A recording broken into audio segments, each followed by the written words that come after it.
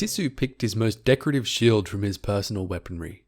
He thought that since this might be his very last fight, he might as well go out displaying the colours of his order.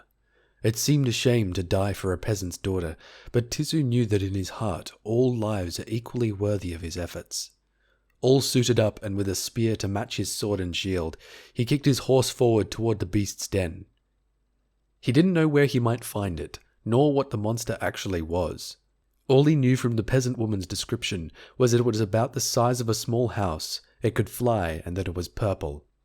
The description didn't seem to match anything that the knight might have read about regarding various magical creatures with ill intents, but he simply thought it was due to his young age and lack of experience. A booming voice echoed somewhere in the distance. Tisu turned his horse to face the evil laughter and galloped onward faster. And there it was, the beast's lair with only murmurs coming out of it now. Tisu dismounted and called out, "Hey you!" There was silence. "I am Sir Tisu the Gallant, and I challenge you to a fight. Come out and face me!"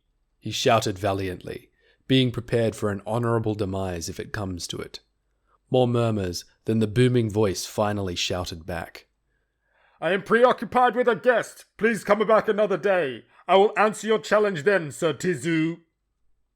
His sword all but went flaccid in his hand at the unexpected rejection, but he wasn't ready to give up yet. "Listen here, beast! I came only for the girl! Hand her back and I shall spare you!" A long sigh came from within the cave, and then the terrifying taps of 4 enormous sets of talons on the stone floor. On the pointy ledge that stuck out from the lip of the cave, just 1 story above him, stood a mighty purple dragon. It took one look at him, and then rested its body down with its tail and front talons hanging over loosely. "I'll bring her back by sundown. Safely. You have my word. Dragon's honor." The knight's limbs went weak at the sight of this formidable beast, but he stood strong and tried his luck one more time. "Where is the girl? What have you done to her?" It cocked its head toward the cave with slow and lazy movements and spoke. "Nalisa, do you want to come out and tell the troubled knight how I'm treating you?"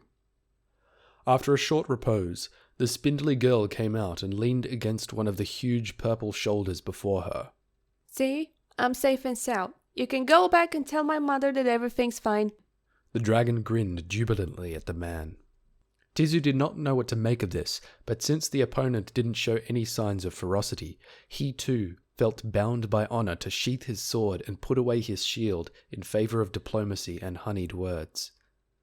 "I'm sorry, my lady, but I'm afraid I promised your mother to bring you back myself or perish. And how can I be sure this dragon is to be trusted?" "His name is Gaelan," she retorted, seemingly more offended than the purple beast itself. "The clucking, and we were enjoying each other's company. Perchance you could make an exception this once? Or even better, would you like to join us?" Tisu looked from one gleeful expression to the other. He pondered to what extent this could be some magical illusion or trap, but taking into account all the comical circumstances, he labelled it as implausible. Then it occurred to him that having a dragon for a companion could prove vital for future adventures. "All right then, so long as no harm would come to Nalisa." "Wonderful!" "I'll go cut some bread for his plate," the girl chimed, and went into the cave. "We have meat on the table too," Gaelan said, and climbed down the steep hill. "Now hold still." He embraced the knight in both his talons, and leaped 2 stories into the air to land gracefully on the pointy edge. "Da! So what did you say your name was? Tisna? Also, do you like stories? I have scores of stories to tell. You're a knight. You must have heroic adventures to regale. I'd be delighted to hear about your quests." "Put me down, please,"